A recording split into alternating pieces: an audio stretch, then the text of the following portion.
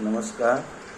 आइए आज मैं आपको राग देश के बारे में बताने का प्रयास करूं।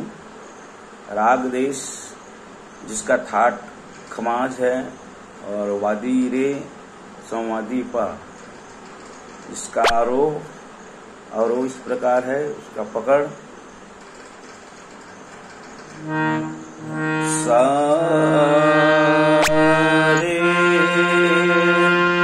मा पा नी सा।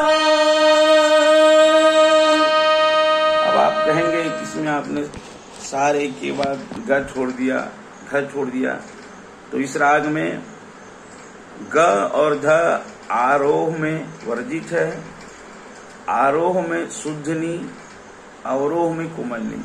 इसका भी ध्यान। सा